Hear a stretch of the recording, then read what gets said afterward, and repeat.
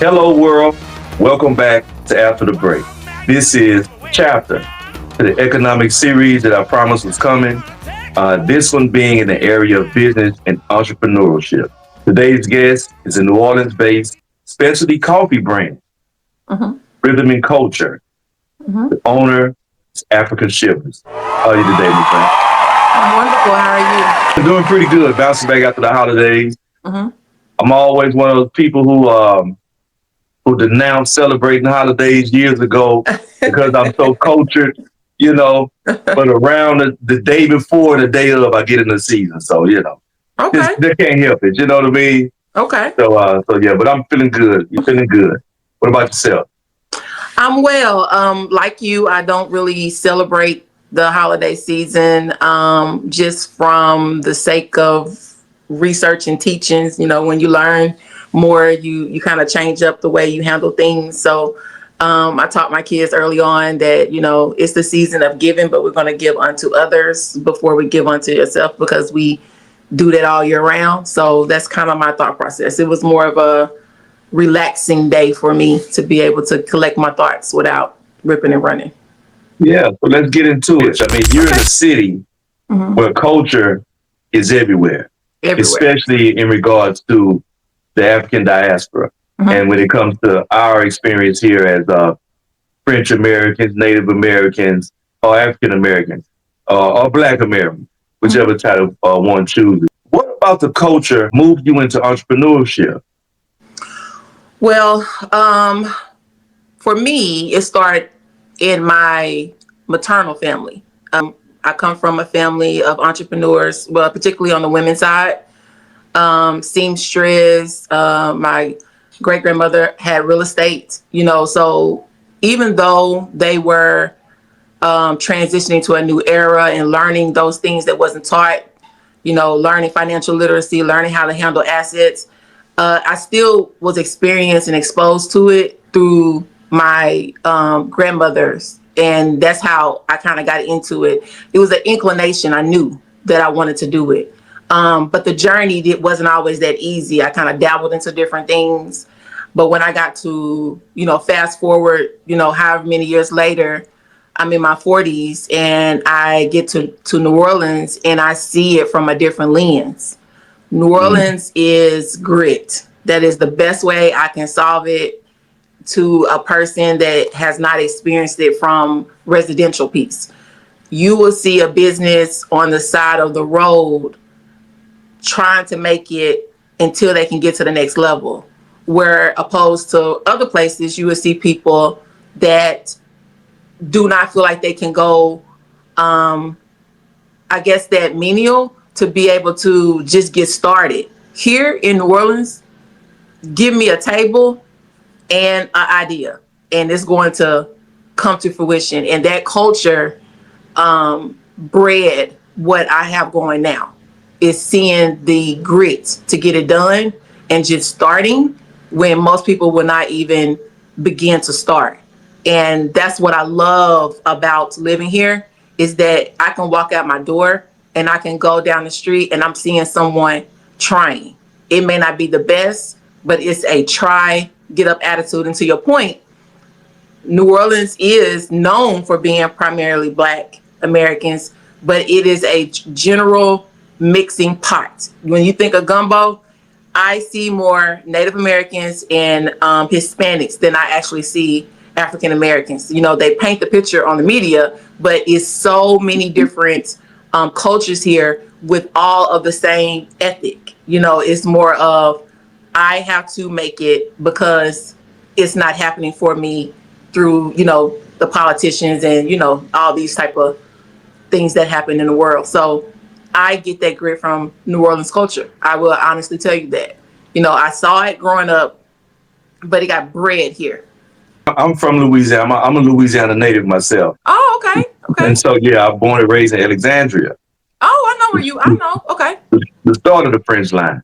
Yep. And so I understand what you mean about the hustle and the grit. Mhm. When I first got into when I first started my entrepreneurial journey some years ago in retail, I started as one of those vendors with a table on side of the street. Right. My apartment building was over here. And I was over there on the corner with my table all alone. And so I believe that that drive and determination comes from minimal resources. You know, growing up in Louisiana, we all know that it's a state that suffers economically because of the politics, the poor politics, and the greed and all the other stuff. We don't have to get into that, but yeah, we know how it go down there. But the beauty of the culture is just that what you said. The determination, the will, and making a way because you are the one that have to do it for yourself. No one's going to give it to you. That's one of the things that this platform is rooted in. The very essence of where you come from. Those women that you say you saw being as entrepreneurs. The people that we would never hear about, the people that we'll never see.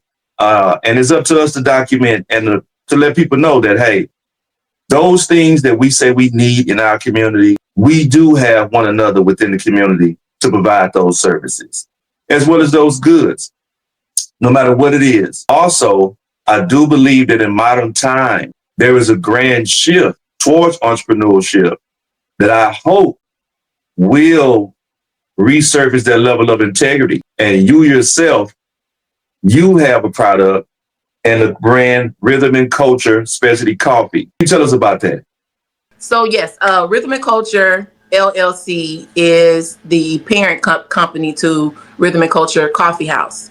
The reason why I chose it this way is because I'm also into creating spaces for adults, not necessarily club atmosphere, things like that, but it's more of like partnership, collaboration. So when I think of my coffee house that soon will be coming, I'm thinking of how can I collaborate with a local artist that's trying to get exposure with their art, and maybe they can display it in the coffee house? Or how do I get a local, let's say, songstress that want to come in and she wants to get her music known, and I can collaborate with her? Or how do I partner with the local bakery that can be able to bring goods in? So it's not necessarily about how do Africa get her coffee known and become this major coffee house. It's more of like, how do I partner and collaborate with other business owners to be able to get that? So that's where Rhythm and Culture Coffee House is.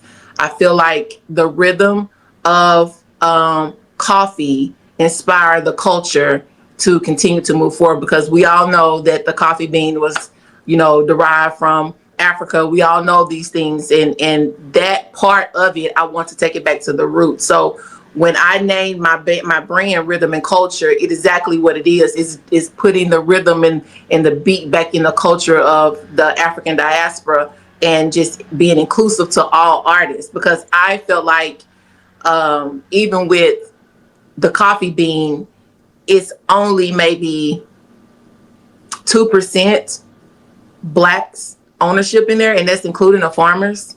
And once I did let me go back a little bit. Once I did, it's so crazy because my mom was an avid coffee drinker, like avid, like she'd rather drink coffee than drink water. But growing up, I just did not like it. I was just like, I don't really understand why she is so infused into this coffee.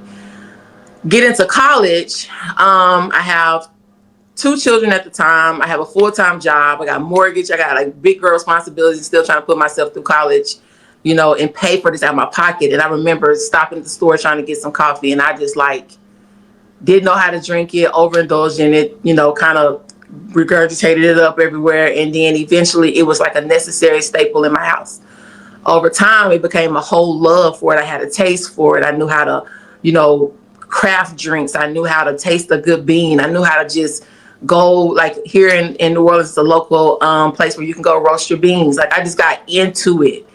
But when 2 years ago, I did the African ancestry and I traced my maternal roots back and was able to trace it all the way back to Cameroon. Is the 3rd largest coffee, I would say, industry. But I found out that Cameroon is where we're from. We were taken, my maternal family was taken from Cameroon and, shipped down to Haiti, and then from Haiti to New Orleans, which is crazy that I'm here. And then from New Orleans to Vicksburg, from Vicksburg to Earl, Arkansas, from Earl, Arkansas to Jonesboro, Arkansas, where I'm from.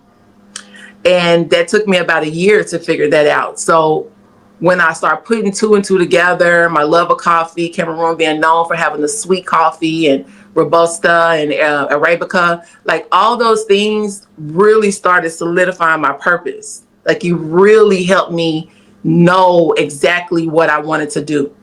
But business is tricky because if you really do not sit down and have a conversation with God about what it is you're supposed to do, you will get so highly intimidated, you will not move forward.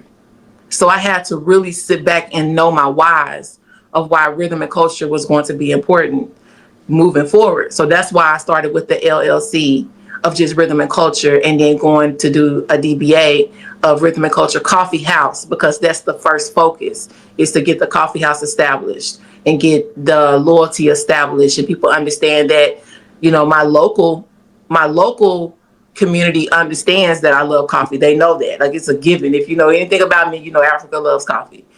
But to be able to spread that love and do it with openness, and still learning about coffee and still learning about other people that's trying to be in the coffee business, it took a lot for me to really step back and get out of my own way. So with Rhythm and Culture Coffee House, I decided to do specialty because I was very conscious about African Americans and their health. I did not want to add additives that would eliminate the diabetic or eliminate the person that's dealing with high blood pressure, or, you know, dealing with the person that's dealing, you know, with hormonal issues. Like I didn't want to eliminate them. So I crafted it in a way where no sugar should be added at all. And it was really taking the time to really understand the nature of coffee and the roasting and then the additives.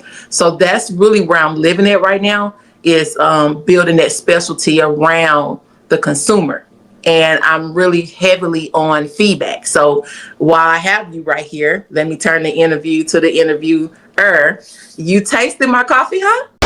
Rhythm and Culture Coffee House, a New Orleans specialty brand. So you know the flavoring, right? To be honest, you don't need to add nothing to this coffee, I'm telling you. And the small packages come with a clear bag so you can monitor how much you use, and it's stretch, I'm telling you. And the bigger bags come double zip sealed with a fresh vent. Oh yeah, go to rhythmandculturecoffeehouse.com. Get some merch, man. The stuff is fly. And there's even an option to subscribe. Join the Rhythm and Culture community on the website, rhythmandculturecoffeehouse.com. Speaking of the blend, there's a dark Italian and a Susan's Jam. And you also mentioned the health benefits, which goes into what I was saying earlier about preserving the quality of goods produced. That's a beautiful thing that you touched on that, because me as a middle-aged man, middle-aged young man, I'd say, I'm 46. You know, I am at the age where health can potentially take a turn in regards to a high blood pressure, diabetes. So I also have friends who suffer from those diseases and illnesses. Lost some friends to those illnesses and diseases, as well as family members.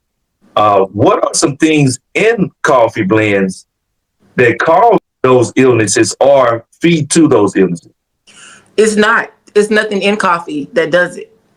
Coffee is not a problem. Coffee is a natural diuretic. Coffee, when digested, you know, without any additives, meaning sugar, extra creamer, meaning you know, the wrong additives like syrups, all that is what caused the diabetes. And I hate to throw companies underneath the bus, but if you go get a, you know, frozen cappuccino, caramel crunch, like all of Frappes, that is what lattes, and causes yeah. problems. Because that's a Yes. lot. All it is a lot of sugar. That's what it is. Coffee itself is a natural diuretic, and they tell you that those that drink coffee at least 2 cups a day live longer than those that don't. Coffee helps with erectile dysfunction. I have people that have purchased my coffee for that. It's how you choose to consume it. So like you brew it in a natural coffee pot, you make it, and then you don't get the right creamer. Let's say you got a creamer and then you adding 5 tablespoons of sugar, or you adding, you know, milk, and you know you lactose intolerant. You know, You have to find the right creamer, and I teach that as well. Like, I have one of my aunts that just swear by my coffee, but she also has diabetes. So I told her what kind of creamer to get that's already naturally sweetened, or use agave, or use honey. You know, the things that you would naturally do. I'm 45 myself, and I come from a family of diabetics, obesity, you know, just name it. But I have none of the above. So it's because I'm very intentional on how you consume coffee. And it's a lot of Black businesses out there that's really teaching it, because it's not coffee, the coffee bean, because coffee bean is a fruit. Coffee is a fruit. It comes from the fruit plant. It's the seed inside of a red cherry, and it's dehydrated into a bean. It's called coffee bean because of the shape, but it's a fruit. It's the way that you consume it is the problem. So you have people that don't know how to drink coffee. That is the issue at hand. But it helps with so many things, like being a middle-aged woman, you know, I've experienced symptoms of perimenopause. I deal with brain fog sometimes. It's a lot of, you take a little bit longer to get up in the morning to get my thoughts in order. But coffee helps that for me. You know, it sets up a routine. It gives me a little bit of energy. It gets me to going. And I've been doing this for drink coffee. I think I first started drinking coffee when I was like 21. And so I've been doing this for a very long time. But I no longer go into like Starbucks and things like that. Like, I don't do that. Not to say anything against that, because I was a heavy Starbucks drinker. But once I realized that it's more of what is placed in the coffee, because you can even taste it. Sometimes you go to places and get coffee and it tastes like hot milk. Sometimes you go somewhere, it tastes like a candy bar. Coffee's not supposed to do that. You got to have a taste for coffee. And with Susan's Jam, which is named after my mother, it has notes in there that have natural sweetness to it. So a lot of people that drink Susan Jam do not add anything to it. I like dark Italian because I'm a taste. I like the taste of coffee. So with dark Italian, I can add a little bit of creamer and I'm good. Like, I'm good to go. And I just naturally drink that. So it's going to have you releasing the water that's on your body, right? But it's also dilating your blood vessels. And we know that people that have high blood pressure often deal with ED. So if you're getting yourself to where your blood pressure is low and you're dilating your blood vessels the right way, you have a healthy blood flow. And coffee aids that. It is a natural fat burner, right? A natural fat burner. I heard about natural fat burner. Yeah, natural fat burner. You're going to get studies, you know, with anything. You'll get a study that says something negative against it, and you'll also get studies that say positive against it. For it. But you have to really do the health benefits. You got to know what you're looking for and find the benefits. Anything with excess is too much. It's going to hurt you. Anything. You can name anything. Right. You know, excess social media, excess drinking, excess smoking, excess eating, sex, anything. It will hurt you. But if you do anything in moderation, you know, it's okay. It'll work. But coffee actually gives you great brain cognitive functions. It's also really good for the fight against dementia, which our community face a lot. You have to understand your whys behind what you're drinking and what you're doing it for, and not doing it for the sake of saying I'm supporting a big box brand, instead of saying I'm just supporting the fact that I like coffee. I'm so glad that you did consider the community enough to create a product that is healthy. I'm so grateful that there is an awakening in the world to where people are embracing healthier goods. And this is one of them, people. Rhythm and Culture, coffeehouse.com. You can get these products. And like we say at home, I guarantee. Also, climate change. There's a shift going on in the earth as well in regards to climate change. All things are being affected by it. Us as human beings, nature itself, as well as agriculture. Coffee being one. Coffee is produced in select destinations around the world. And climate change is affecting the production of coffee beans and coffee plants. There was a report that because of global warming, it could affect pricing, could affect production, as well as transporting, as well as imports of coffee. So have you been affected by that so far? It hasn't affected me in a way that I couldn't navigate. Because I get my coffee beans from Maine, because it's imported from Brazil, that direction. I got affected when the bridge in Maryland got damaged.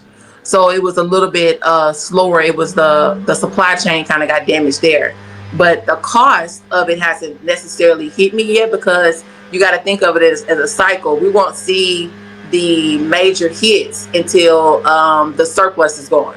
Like, that's when you're going to really be able to hit it. So I am personally trying to navigate that and try to go and get multiple suppliers. That way that if something was to happen through my supplier in Maine, I may can go through connecting with either Brazil or even possibly Jamaica.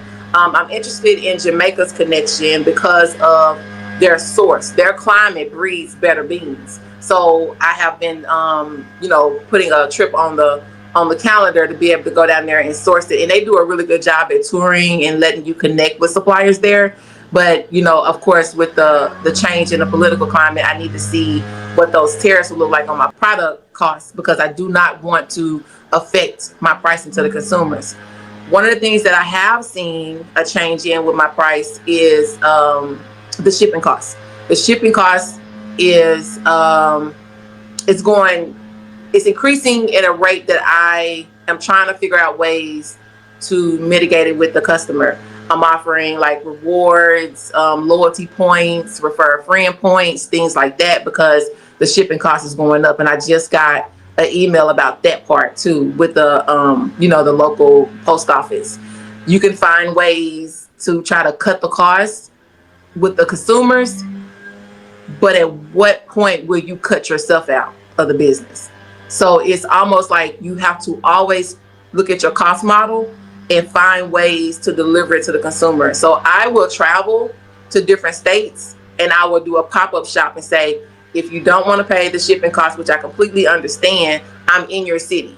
Come find me or reach out to me. And then, you can find it on my email. If you follow me on social media, if you follow me on Instagram, like wherever you see me, I will post you and let you know, like, hey, this is where I'm at. Come get your coffee. I will deliver to you if you're, close to me in the vicinity. So I find ways to meet the customer. I find ways to not make it all about the cost. I do know that, it's expensive sometimes to buy a $8.50 pack of coffee, and then you turn around and pay, $10 for shipping. I get it. I understand it. And I don't complain about it. It's just more of, if you are a true coffee drinker, pay attention to when I come to you. Like, pay attention to when I come around, because I don't mind, trying to meet you where you are. Because I get it. It can be costly at times when you can go to Walmart and you can get a bag of coffee for the $8 without paying the extra 10. So I'm not the type of business owner that is oblivious to where we are in the economy. I'm very aware of it. I do offer subscription plans too, which is the better cost. Like, if you are a part of my subscription plan, you will end up winning overall, because I want to create a loyal customer base more so than the customer that barely visit with me. I would rather be sending out subscriptions every month than necessarily, just one or two people every now and then. Now, don't get me wrong, I'm okay with everything that happens, but subscription-based plans are the way to go, and it's cheap, and it's the most efficient, because you end up getting more bags for the coffee too. Right. Absolutely. And not only that, but either way it goes, it's still less than the amount you would pay if you were to go out to some of the competitors at these drive-up coffee spots. You got to think, if you buy 2 cups of those coffees, you pretty much have a subscription for the money. Pretty much have what you said about you not worrying about the cost, and you making shifts to cater to your consumer base, but also to stay true to the integrity of your brand. But you and I got connected from a post you posted on Instagram. And this post was something that I stand firm in my belief in from when I first became a business owner. And I always tell people that when you go into business for yourself and you start the entrepreneurial journey, it's something about that does give you a closer relationship with God. So you do pray for covering over your business, but that relationship, that spiritual relationship you have with the Creator, you also transfer that relationship over to your consumers. And you mentioned about rhythm and coming together as a community. I do believe that we all as creations are energy and vibration. I do believe that we are one and connected, and rhythm is a real thing, boy, I tell you. You touched on a lot of things, and I think that in business with spirituality, it took me a minute to get there. I started out with the knowledge of what I've gained working and then also in my degree. I thought that because I knew how to run a big box, I would know how to run a small business. Boy, was I wrong. Took big box starts and try to put it into a small business budget. And I mismanaged a lot the first year. I mismanaged a lot of money, a lot of savings, a lot of resources I mismanaged. And then I found myself at a crossroads of, do I continue to try to force a square in a circle, or do I just surrender to God? So it was a mindset shift for me. I had to really, really fall to obedience with God. Like, I had to surrender. And this is after I got tired of doing it and trying to force it on my own. Now, I'm a Christian woman. I've been a Christian woman for a very long time. I've been saved for a very long time, and I thought that I had a good relationship with God. And I did, but I also had a lot of ego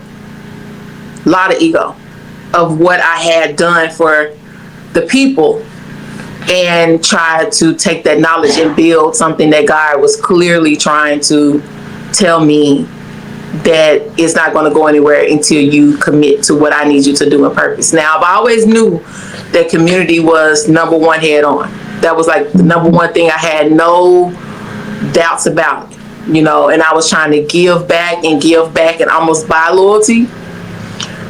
And then I stopped and took a real good look at myself, my mindset, my heart, and get my heart right. And then I had to stop comparing myself to those that went before me, because I didn't know their journey. I didn't know what they went through. I didn't know how long they've been in business. I didn't know how long it took for them to get where they were. And social media will have you thinking that you can mimic them and not necessarily find your own way. But you said, I'm following back creatives. I'm thinking I can do it just like they're making rookie mistakes. I can do this. And I went through that for like a year. Rhythm and Culture got established August 22nd, 22. And then in February 15th, 2023, I really took it serious. But I took it serious over a series of events that happened in my life that kind of forced me to have to take it serious. Oh. So it was established in 2022, but I didn't take it serious until February 15, 2023. I think a lot of people do that. I'm definitely one of those people, man. I don't want to say it. Well, for me, I call it procrastination on my part. It's not that I'm not doing it, but I don't do it as consistent, or I don't do it as much as I would do some other things because of a certain level of comfort I have in another area. Right. And that's really what it was. Like, I was making this amount of money, and when you come from a poverty mindset, even though you got the skills, you will mismanage a lot of things because you have a poverty mindset. It took me a long time to break the poverty mindset, to understand that budgeting was going to get me the right way. Budgeting is a spiritual tool. Understanding what Ecclesiastes 11 4-6 means, that when he tells you, that you need to do both, you need to work and build your business, for who knows which one would be the most profitable. We don't talk about that enough. We talk about that you're not successful unless you have took all your savings and you got a brick and mortar building and you got a big old sign that says Rhythm and Culture, but you have $100,000 in debt, and if you don't come buy this coffee, I close. That debt is the boogie monster. It is. And I told God, I said, I want to be able to give back to the community, but I also want to be able to teach, because business has always been my thing. My first degree from Arkansas State University is in corporate finance. My next degree, I have an MBA with an emphasis in corporate leadership or organizational leadership. So I've always been that person that went out there and done it and take risk. But what happens when the person that do it don't know how to do it? So I had to find my community, and that took a lot. It took a lot of humility. I had to not always know how to do it. I had to step back and partner with people. I had to reach out on social media, like you. I didn't want to talk on social media. I was more the back scene. I was the person that ran the show. And I had to learn how to do these things that this new age is in, because if I didn't, I'll fall behind. So that's what made me sit back and really think about, do I start brick and mortar first, or do I do e-commerce first?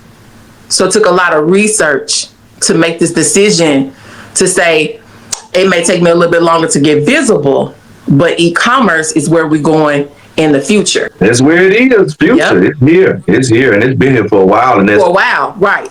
Yeah, and it's good that you're not one of those people who's stuck in the mindset of, I must do it the traditional way. Right. Because times have evolved, and these platforms make it, in my personal opinion, a lot easier to reach the consumer base, because at the end of the day, it's all about numbers, which you know.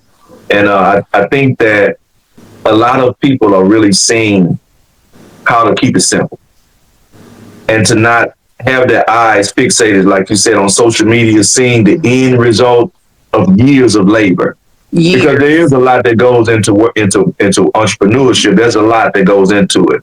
It's like, for example, I had someone ask me one time, what was the purpose of me working on a project that I have in set to do a year and a half or two from now?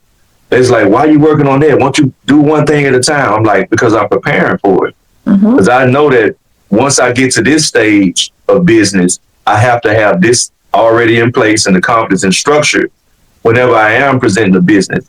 And I'm glad you mentioned that about the time frame, about people being misguided by the illusion of business on social media and the illusion of success on social media. I'm glad you mentioned that because the community, from what I'm seeing now, especially with the younger generation, want to be a boss. If you're a worker, you lame. And all of this, you know what I'm saying? I have a saying that goes, you can either be a rich worker and a broke boss, or you can be a rich boss and a broke worker. But either way, you have to have the knowledge on how to manage whatever it is you're doing. And so I'm glad you said that about the things that you didn't know, but also the things that you learned along with your degree. So what were some of the challenges that you had in detail specifically, or maybe one or two if you don't mind, that you may see that you had in common with what you see with people when entering entrepreneurship?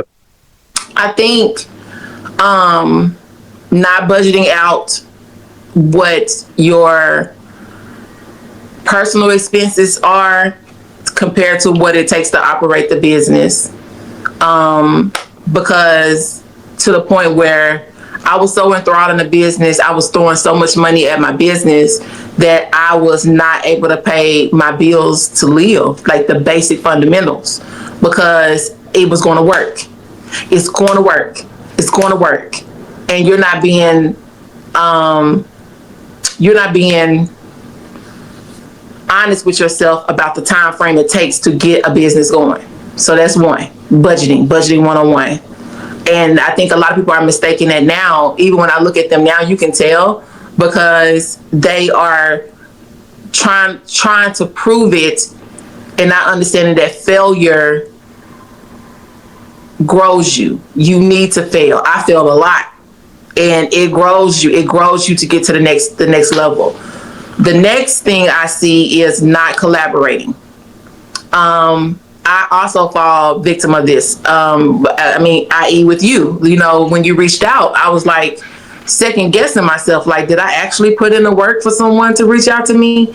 Did I actually get visible enough for someone to see me? And I had to take a chance and say that everyone is not out to sabotage you. And so for 2025, late 2024, going into 2025, my goal is to collaborate more. It's to partner with people that I may not know. And in order to do that, you have to be very open to the what ifs. And the only way I was able to do that was I followed this young lady from back home. I have never met her personally, even though we're from the same place. I've never met her, but another person connected with me, and I have been following her journey, and she has been stepping out doing things that she's very afraid of, that she's open to say she's afraid of. But if you fast forward a year later, she has amassed so much of a big following, and now she's putting on her own vendor market just because she stepped out on faith. And that inspired me. So I would say that people need to really step back and collaborate and be okay to comment on other people's stuff, even if they don't respond back to you. A lot of it is we want to be the boss, to your point. We want to be the one that everybody has all eyes on us. But it's people that came before you. This young lady that I follow, she's in her 5th year and just now making money. Yeah. You know, and people don't get that. Like, I had to switch my algorithm. I had to start following people that can tell me, honey, it's going to take you 3 years before you even get to the point where you're making some money. I had to switch it because we live in this world that we think that we can just jump out there, invest, and it happens. Yeah. It don't. And we live in this world where scam artists is a thing. We live in this world where you have to put your stuff out there to get visible, but people also see it and they could be, you know, mismanaging you or leading you wrong. So you're going to have a level of distrust, but you're never going to get somewhere if you don't stop and pray about it. Because Mr. Paul, I prayed about you, sir. Before I said, okay, you know, you have to, because you just don't know, you know. And then I like the way that you also talked to me about how you're trying to get yourself, you know, known. And in this world of 8 billion people, you know, it's going to take collaboration to be able to get to the next level, you know.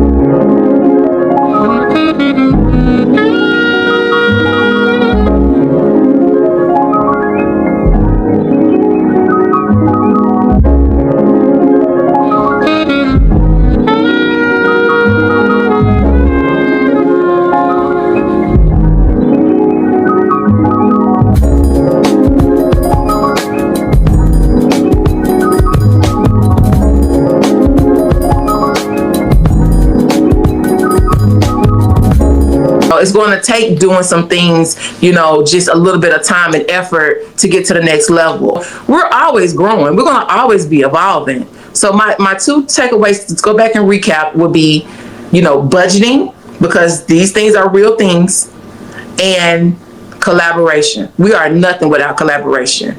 You know, even with this platform you're talking about of how we can be better as Black entrepreneurs, we even fall into the rat race. We get to the point of where we don't want to share our information. We don't want to open the door for the next person just because we see their talent and they may surpass us. We don't want to, you know, just reach back and pull another person forward. I can give you another example. I had a event back home that I was doing, a community event where I give away stuff and do samples and things like that. And I wanted this person to win with me because she's so talented, and I know she's talented. And she failed me. She didn't show up. She didn't show up on time. She didn't present herself. But she was so busy looking at what I have done over the last 6 months and the things that I did to set myself up for success that she could not even move forward because she knew she had started out over the last 6 months. That's not an Africa problem. That's a you problem. If somebody's giving you the information, it's up to you to run with it. Oh. And I see that more and more, that people do not want to collaborate with you in fear that you would take off faster than what they're doing. And instead of not understanding that you may just think a little different. Maybe you should have coffee with them and see what they're thinking. Maybe you should actually take a couple things out of what they're doing and say, well, how did you do this? Instead of trying to say, no, you're doing it wrong. I'm going to do it this way. And that's where our culture fails, because you may know something that I don't know, and you know it, but you won't tell me, because if I tell her, she's gonna take what I've been trying to do for the last 3 years and do it in 2 months, not trusting the fact that I'm gonna give you credit for what you taught me. That makes sense? Oh yeah, 100%. I mean, I call it the Walmart effect. Well, any Walmart you go to, it's a strip mall. Mm-hmm. But Walmart, keep in mind, Walmart got everything. Mm-hmm. But before you get into Walmart, you enter that parking lot, there's multiple businesses that have the exact same thing that Walmart sell on the inside. Mm-hmm. But Walmart ain't hating. Walmart ain't hating. Mm-hmm. They even say, you know what? You got products for sale? I'll even put them on my shelf in the store. Yep. Mm-hmm. So you got a Taco Bell in the parking lot and a Whataburger, and they got Whataburger and Taco Bell products in Walmart. Mm-hmm. You got products in Ross and Marshall. They got the same T-shirts in Walmart. They ain't hating, because, people are going to be led to where they're led. And what's for you is for you. And that's a great point you said that. And I really hope that the efforts that you're making to build community the way you are, I really hope people embrace it wholeheartedly, because the only way for businesses to thrive is to collaborate, like you said. Mm-hmm. And it's been proven and shown true since the beginning of time. We saw it for Christmas with Netflix and the NFL. Yeah. Every time we watch a sporting event, you see multiple brands on the screen. That's collaboration. And so it's necessary. But I'm glad you brought it up about Netflix and the NFL, because think about this. Netflix failed the boxing match with Tyson. Mm-hmm. They failed with the buffering. They failed. Yeah. It would not load. And so people was upset because of the customer service that they received from a paid subscription. Mm-hmm.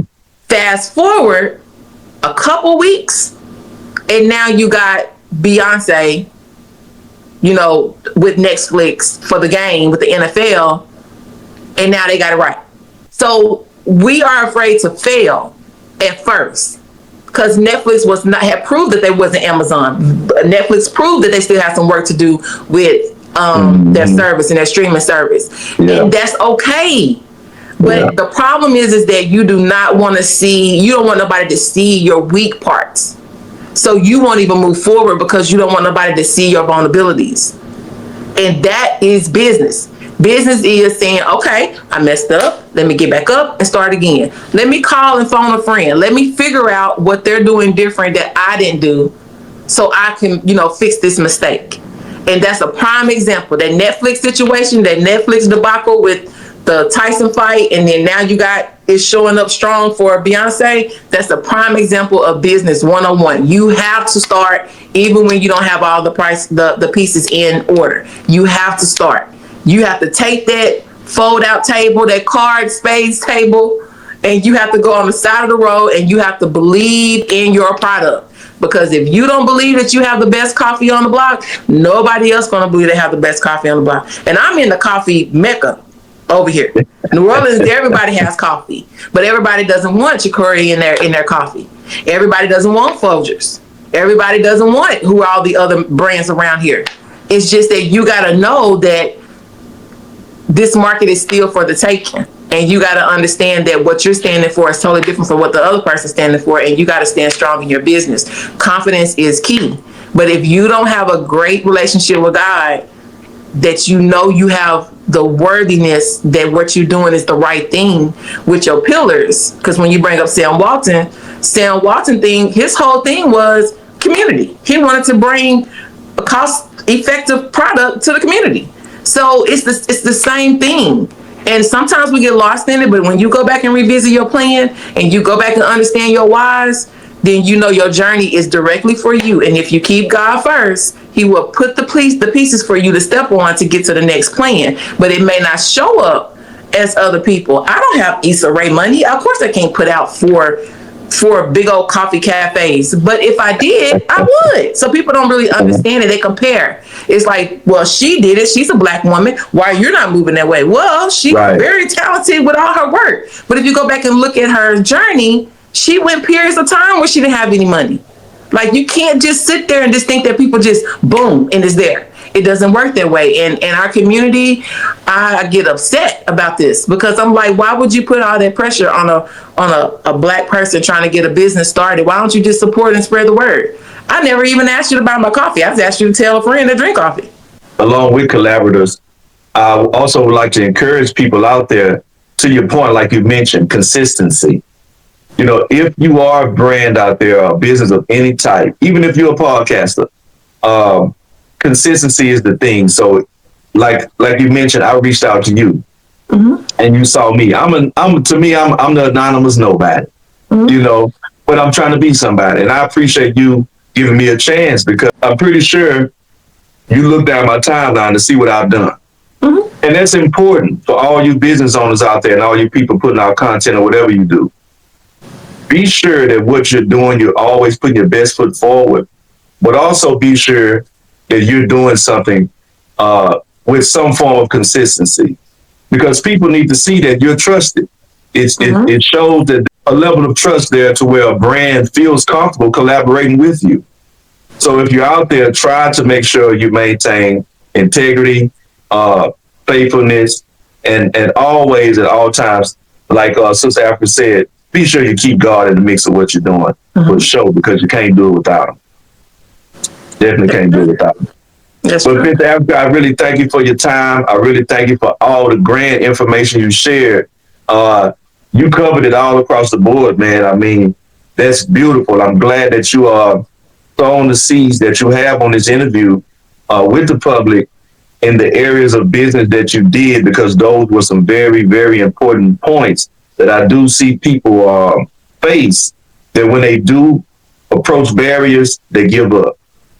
And so I'm glad you mentioned a point about, being humble enough to know that you don't know everything. And it's okay to fail, but failure is just a try. That don't mean give up and throw in the towel. Keep going.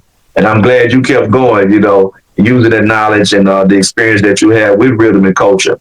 And for the people, can you tell them again how to contact you for your products, and also how to join your community on rhythmculturecoffeehouse.com, because there is a community option on it as well. Yes.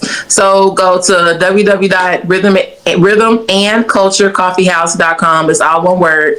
And you can subscribe to my email listing there. And then you can also get onto my app on Spaces, and it's Rhythm and Culture Coffee House as well. I'm also on Instagram for Rhythm and Culture. That's Rhythm and the letter N, Culture for you. And I'm also on Facebook, Rhythm and Culture Coffee House. You can follow me there, and you'll find out like where I'm located, what I'm doing. You'll get a chance to kind of see the behind the scenes with me. I'm very candid about my journey. I'm very open, to partnerships and things like that. Anything that you need from me, you can also find some of my information on the bottom of the website, as far as like the mailing information and my phone number, and also email information on there as well. So, and I'm just happy to be able to collaborate. You guys, 2025 is the year that people of color and African Americans alike should be collaborating. You will not get far in 2025 if you do not collaborate, and that's collaborating with people that may not be at the level that you want them to be in. You have to be able to give people a try, and that's where we are in 2025 moving forward. So this good brother, Mr. Jermaine Paul, if he reach out to you, please find the time to talk to him. Thank you so much. And just understand that we all have to start somewhere. So the smaller the better. You get to make those mistakes like we did today. So tag Louisiana a lot. I think I collaborate with Louisiana Diaries, so you can go on that.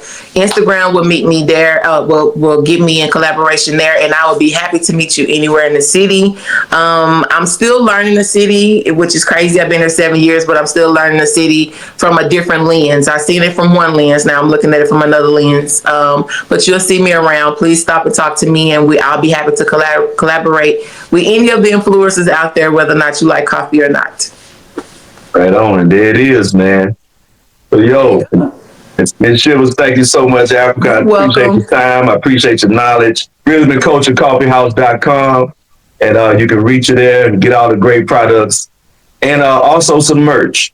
And so Yes. real cool stuff on the website. Yes. We Be love a our part of the, stuff. yeah, absolutely, absolutely. Be a part of the community, man. Reach out, get on the email list, and support this sister and what she's doing with rhythm and culture. And she's making an attempt to expand the community to collaborate, working more and more together because the community isn't a community without collaboration. That's right. And until next time, man, respect and salute. We gone.